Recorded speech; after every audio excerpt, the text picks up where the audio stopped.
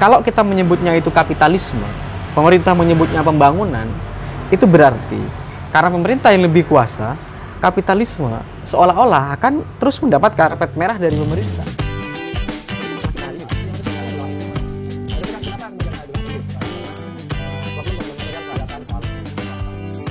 Kita sekarang menghadapi era yang ya kita sebut sebagai neoliberalisme. Sistem ekonomi politik kapitalisme yang selama ini sudah berekspansi ke wilayah-wilayah pedesaan, wilayah-wilayah di daerah termasuk di Sumeneb. Jadi saya kira sistem ekonomi politik kapitalisme ini sangat tidak adil sekali, apalagi pada masyarakat buruh, petani yang memang kebanyakan pekerjaan masyarakat Sumeneb kayak gitu ya. Oke.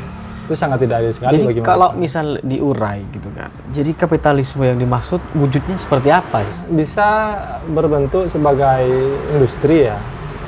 Kayak misalkan kalau di sini ada tambah udang. Jadi kita menyebutnya kapitalisme ekstraktif. Kapitalisme yang bekerja melalui proses industri ekstraksi untuk memasak sumber daya alam, kemudian diekstrak menjadi apa namanya, menjadi macam-macam, menjadi bensin, menjadi apa semuanya. Nah, migas kan banyak kan di Sumeneb, itu salah satu dari kapitalisme ekstraktif. Itu yang harus dilawan gitu. Ya, karena kapitalisme itu memang dia akan terus memperlebar ya angka kesenjangan sosial ekonomi politik di masyarakat, terutama antara pihak-pihak yang kaya dan yang miskin. Oke. Jadi itu buah dari kapitalisme yang harus kita lawan karena dia menyebabkan banyak hal, Ya. ketimpangan, kesenjangan sosial, kemiskinan dan lain-lain.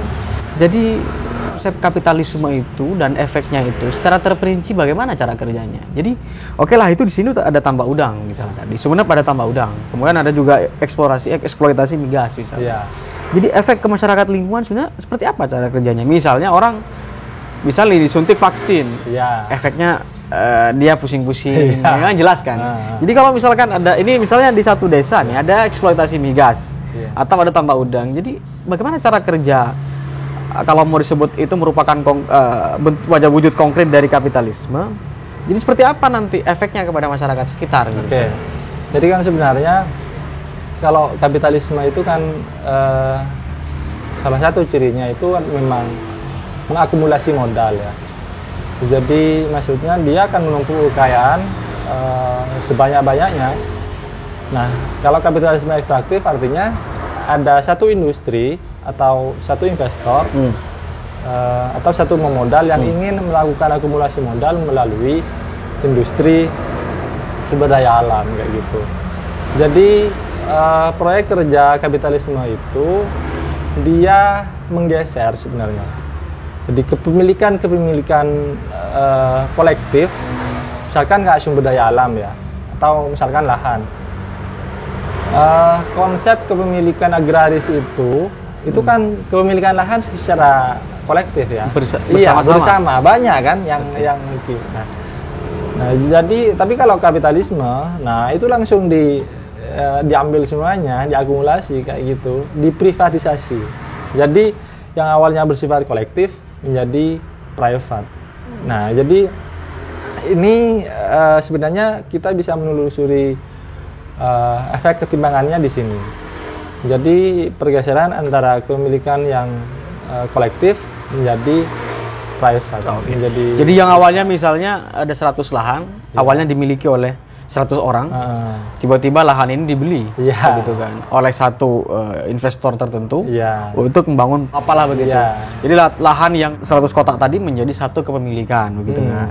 Dan itu yang efeknya nanti bisa menyebabkan ketimpangan. Iya. Nah, karena mereka itu melihat tanah, melihat lahan, atau melihat sumber daya alam bukan seperti kita melihat alam itu, bukan seperti masyarakat desa melihat alam semesta ini. Kalau masyarakat desa itu kan melihat tanah misalkan, mereka sebagai cocok tanam. Nah, tetapi kalau para pemodal, kalau kapitalisme melihat lahan itu bagi mereka sebagai komoditas Nah, yang bisa diperjualbelikan kayak gitu. Jadi mereka tidak akan berpikir tanpa ekologi. Yang penting ini menghasilkan uang. Nah, kayak gitu. Jadi konkretnya, jadi ketika lahan tadi yang 100 itu dibeli, ya, oleh si investor tadi, gitu, dia tidak berpikir lagi cocok tanam. Lah iya, dia tidak akan berpikir kepentingan dampak lingkungannya seperti apa, efek lingkungannya seperti apa. Yang penting menghasilkan, dibangun apa saja. Iya, karena memang kepentingannya akumulasi modal. Dan itu yang harus dilawan hari ini. Iya. Saya kira kita perlu bersatu untuk melawan itu semua. Banyak orang berpikir, ya sudahlah, ini lahan saya jual, nggak ada persoalan. Nah, iya, jadi kan masalahnya begini. Jadi persoalan-persoalan perampasan ruang hidup di desa-desa itu tidak berlangsung sesederhana itu. Artinya setelah dijual tidak langsung efeknya dirasakan. Iya. Artinya kayak gini. Jadi mereka itu menjual tanahnya di masyarakat itu, kita tidak bisa langsung menyalahkan masyarakat di akar rumput, karena memang proses transaksi itu berlangsung melalui sistem yang sangat besar sekali. Bayangkan, jadi investor itu punya modal yang sangat berlimpah, dan mereka juga punya partner pemerintah. Partnernya pemerintah? Ya, kita bisa melihat misalkan selama ini ada banyak butiran-butiran peraturan daerah yang nampaknya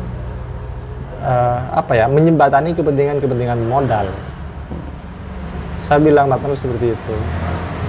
Jadi berlangsung melalui sistem yang sangat elit, saya kira. Jadi investor ini atau si kapitalis ini, gitu kan, ingin masuk ke satu daerah pasti melewati pemerintah dulu. Ya, pastilah. Kemudian mempreteli beberapa perda, begitu kan ya, mencocokkannya dengan perda-perda yang ada, gitu kan. Dan efeknya, saya pikir tadi kembali lagi, masyarakat ketika kemudian menjual lahannya menjadi, anggaplah berwujud tambak udang, masyarakat merasa saya mendapat keuntungan gitu. Tapi masyarakat yang selama ini berada di wilayah lokasi tambak udang ini, ada beberapa tempat yang sudah sadar kok, mestinya tanah mereka tidak dijual kayak gitu. Jadi dampaknya tidak dirasa secara langsung waktu itu juga. Bukan. Jadi dampaknya itu bukan akan diketahui nanti dalam jangka waktu yang panjang ya. Karena banyak orang yang selama ini tergiur dengan banyaknya uang yang mereka tawarkan untuk transaksi jual beli itu. Jadi proses jangka panjang ke depan ini kurang diperhatikan. Kalau misalkan ditanya, jadi apa akhir dari cerita kapitalisme ini? Artinya ketika semua lahan dibeli gitu kan, apa yang paling mengkhawatirkan dari efek dari kapitalisme ini? Ya proletarisasi itu. Kita akan semua jadi masalah proletar. Kita akan menjadi buruh di tanah kelahiran kita semua. Kita akan dimiskinkan. Jadi kemiskinan itu ya kemiskinan struktural ya, lebih tepatnya ya, bahwa kemiskinan itu berlangsung melalui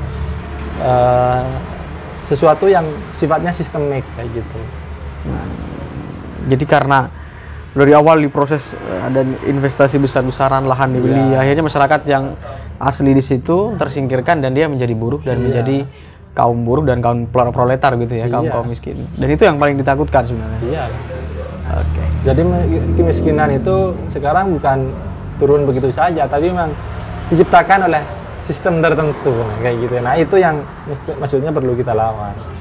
Jadi kita tidak berbicara kemiskinan yang dia memang lahir menjadi orang tidak mampu, tidak ya? Iya. Tetapi kemiskinan yang tercipta 20 tahun yang akan datang bisa saja sudah didesain hari ini gitu. Dan itu ada campur tangan pemerintah. Secara teoritis sih agenda-agenda developmentalism itu yang selama ini memang dilangsungkan oleh pemerintah itu memang kita tahu sendiri ya. Jadi pemerintah kita sekarang memanggil sebanyak-banyaknya investor, menggelar karpet merah untuk investor kayak gitu. Dan pemerintah menyebutnya itu pembangunan yang luar biasa. Nah itu, jadi apa yang selama ini oleh pemerintah disebut pembangunan, kadang justru irrelevan ya dengan agenda kedaulatan yang mesti dibangun di akar rumput kayak gitu. Justru di balik narasi pembangunan di situ selama ini justru yang terjadi adalah perampasan ruang hidup, penggusuran rumah-rumah warga, eksploitasi ekologis. Mana pembangunan? Tetapi memang investasi itu ke daerah itu bisa meningkatkan pajak sih sebenarnya. Mereka yang menggelar usaha di situ satu daerah, dia akan menambahkan nilai pajak daerah. Dan itu yang kemudian nanti pajak itu dikelola menjadi pendapatan asli daerah. Tapi kalau dikalkulasi justru keuntungan terbesar tetap ada di pemodal, dan kerusakan yang paling melarat itu yang akan terjadi ya di desa-desa, dan tetap saja masyarakat desa yang akan jadi korban. Dan itu yang tidak terbaca oleh pemerintah hari ini. Begitu. Tidak terbaca atau memang sengaja diabaikan? Iya, jadi kan kayak gitu. Karena sekarang itu kan ekspansi ekonomi politik kapitalisme ini kan sudah mengglobal ya. Jadi swasta justru sekarang lebih berkuasa dibandingkan negara. Karena negara tunduk kepada swasta. Karena memang negara juga butuh ya investasi. Ya investasi itu butuh juga CSR dari mereka, begitu kan? Iya.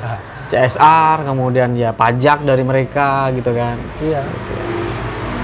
Dan kalau misalnya itu benar-benar terjadi kapitalisme, benar-benar kapitalisme tadi benar-benar menggerogoti ruang-ruang sudah diprivatisasi semua, kemudian juga tidak ada lahan yang memang dimiliki oleh warga, berarti nanti kita menjadi miskin, begitu kan?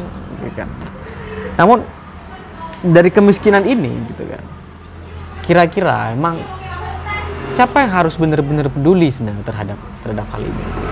Iya, kalau siapa yang harus peduli ya semua orang sekarang harus peduli soal masalah-masalah seperti itu ya. Tetapi kan sekarang kan ini masalah yang kompleks sekali. Justru pada tataran kelas menengah yang terpelajar, wacana-wacana soal ini itu masih belum terserap dengan kuat kayak gitu. Maksudnya belum juga diwacanakan. Jadi hanya ada kelompok-kelompok tertentu yang memang concern pada kajian-kajian seperti ini. Apalagi di tataran grassroots ya. Jadi yang menurut saya perlu dibangun justru ya gimana caranya merakit kekuatan-kekuatan base structure itu, masyarakat akar rumput, basis, menjadi satu kekuatan. Karena dalam diskusi saya dan teman-teman itu memang sebenarnya mereka bukan tidak mau melawan, tapi mereka tidak bisa menjahit kekuatan-kekuatannya dari daerah satu ke daerah yang lain. Makanya itu kita perlu wadah itu sebenarnya. Oke.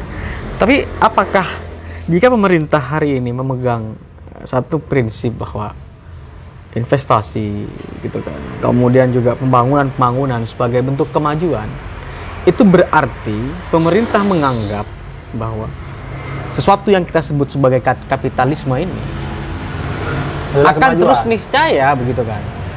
Jadi misalnya pemerintah menganggap bahwa pembangunan itu adalah ketika investasinya meningkat, masukan pajak meningkat melalui pembangunan hotel membayar pajak dan lain-lain investasi lain. Dan itu disebut pembangunan, pelebaran jalan, pembangunan industri-industri lain, begitu kan? Pemerintah menyebut itu pembangunan. Dalam arti kalau kita menyebutnya itu kapitalisme, pemerintah menyebutnya pembangunan, itu berarti karena pemerintah yang lebih kuasa, kapitalisme seolah-olah akan terus mendapat karpet merah dari pemerintah. Dan itu masalah kita hari ini lah. Iya, maksudnya kita mau melawan itu memang. Maksudnya kan kenapa kemudian saya bilang pelik sekarang, karena problem-problem material kerakyatan soal perampasan ruang hidup dan grading itu ya, atau privatisasi sumber daya alam itu memang berlangsung dalam kepentingan elit seperti yang sampean sebut tadi itu. Ada terlibatan baik secara langsung atau tidak langsung pemerintah, status quo, Dan pemerintah ini punya aparat, mereka punya perlengkapan yang apa namanya, yang lengkap. Nah, terus kemudian ada modal ini banyak uangnya, bisa bayar siapa saja, kayak gitu. Artinya masalah ini sangat penting sekali. Jadi kalau seperti itu sekarang misalnya, jadi formulasi pembangunan yang dilakukan negara itu seharusnya seperti apa begitu? Kalau menurut saya, sayang ini hanya jadi wacana ya dari dulu. Nah. Pembangunan yang misalkan seperti ekonomi kerakyatan gitu. Saya kira itu perlu dijadikan eksperimentasi konsep ekonomi kemajuan negara. Kalau tidak skopnya nasional, mungkin bisa di daerah-daerah yang melakukan eksperimentasi ya. Seperti apa itu wujud dari ekonomi kerakyatan? Jadi kayak gini, artinya memang gimana caranya memanfaatkan sumber daya lokal kayak gitu. Kita sebenarnya bukan nolak investasi sih, tapi problemnya justru hampir memang tidak ada investasi yang baik. Jadi kalau sudah ada investasi, jadi masyarakat sekitar itu disingkirkan. Nah, sebenarnya kan bisa kan, jadi mendidik masyarakat pinggiran kayak gitu. Jadi misalkan kayak pariwisata, itu kan sebenarnya bisa kan mendidik masyarakat lokal, gimana caranya mereka mendesain sendiri konsep pariwisatanya. Atau misalkan selain pariwisata, misalkan konsep pangan. Nah, sekarang kan justru pelik ya masalah pangan ini. Pada satu sisi kita disuruh mempertahankan kedaulatan pangan, tapi justru pemerintah membukakan investasi yang selebar-lebarnya, yang proyek itu di beberapa tempat justru mengalihfungsikan lahan-lahan produktif menjadi industri. Artinya lahan-lahan pangan ini terus mengusut. Ya sekarang impor kan pemerintah kita kan. Jadi sumber daya lokal itu justru bukan dimanfaatkan, tapi justru dalam tanda kutip dijual.